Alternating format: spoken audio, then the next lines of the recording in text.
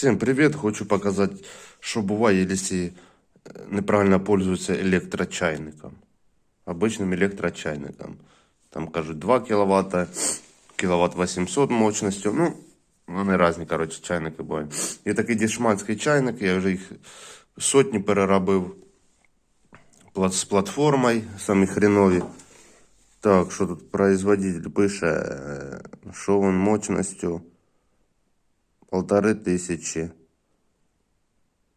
Ну, правильно, десь об'єм 1,8 літрів. Що буває, як вода повністю чайник заливають, вода кип'ятиться і вона попадає внутрь, блядь, на кнопку, в кнопку і так далі.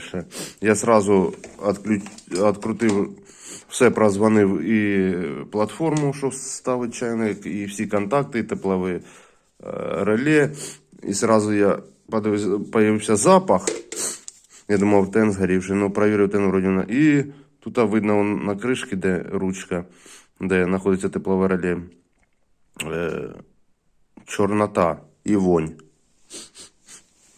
Це сюди вода зайшла. Вони зверху, вони нахерячили води поверх, блін. Воно кип'ятилось і вода через щелі прийшла сюди. Ось теплова ушка стоїть, кнопка. Воно не видно. Моделька S 500. Якась там 5588А, Т125, 13 ампер, 220 вольт. Вот такая причина, оно все выгорело, воняє. Ну что, придется делать на прямушку без кнопки.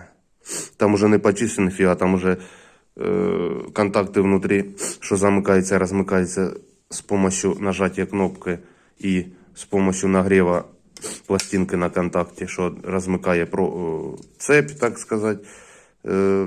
И тумба. Во-первых, пластмассовый корпус. Ну, там, типа, пластмасовий вогнеупорний, щось таке. Ну, він плавиться свободно, блядь. Тут він не видержує 13 ампер при 220 вольт. Він максимум видержує 6 до 10 ампер.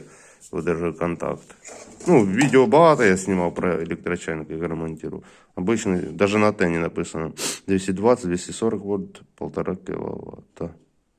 А є 1,8 кВт. Ну, це 2 кВт, не. Ну, тут все, гніздо заебись, так сказать. Ну, все, я показав, причину розказав, почему виграють і вони вже мені сниться, ці кнопки, ё-моё. Ладно, до свидания, до следующего интересного видео. Такое короткое видео, пока.